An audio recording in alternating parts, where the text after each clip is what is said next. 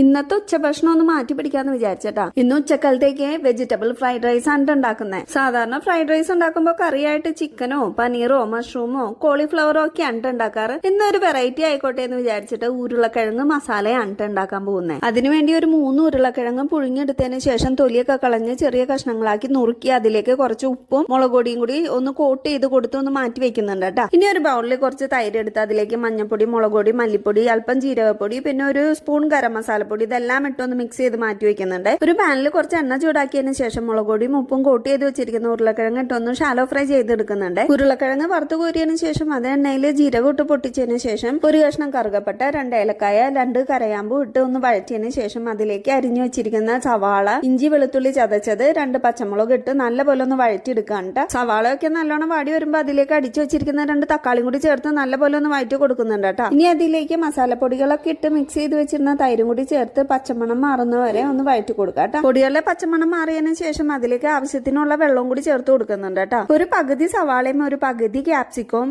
എണ്ണയിലൊന്ന് വഴറ്റി അതും കൂടി ഇതിലേക്ക് ചേർത്ത് കൊടുക്കുന്നുണ്ട് കേട്ടോ. കറി നല്ലപോലെ തിളച്ച് കുറുകി വന്നതിന് ശേഷം വറുത്ത് കോരി മാറ്റി വെച്ചിരിക്കുന്ന ഉരുളക്കിഴങ്ങും കൂടി ഞാൻ ഇതിലേക്ക് ചേർത്ത് കൊടുക്കുന്നുണ്ട്. കറിയിൽ ഒരല്പം ഉപ്പ് പോരാന്ന് തോന്നിയപ്പോൾ അതും കൂടി ചേർത്ത് കുറച്ച് കസ്തൂരി മേത്തിയും കൂടി ഇട്ട് കഴിഞ്ഞപ്പോഴേക്കും നമ്മളുടെ ഉരുളക്കിഴങ്ങ് മസാല റെഡി ആയി കഴിഞ്ഞാട്ടാ. വളരെ പെട്ടെന്ന് തന്നെ നല്ല ടേസ്റ്റി ആയിട്ട് ഉണ്ടാക്കാൻ പറ്റിയ ഒരു കറിയാണ് കേട്ടോ. എല്ലാവരും ഇതൊന്ന് ട്രൈ ചെയ്ത് നോക്കണം. പിന്നെ ഫ്രൈഡ് റൈസ്, സലാദും ഉരുളക്കിഴങ്ങ് മസാലയും പപ്പടവും ഒക്കെ കൂട്ടി ഞങ്ങൾ പോയി കഴിക്കട്ടെ കേട്ടോ. Okay, bye bye.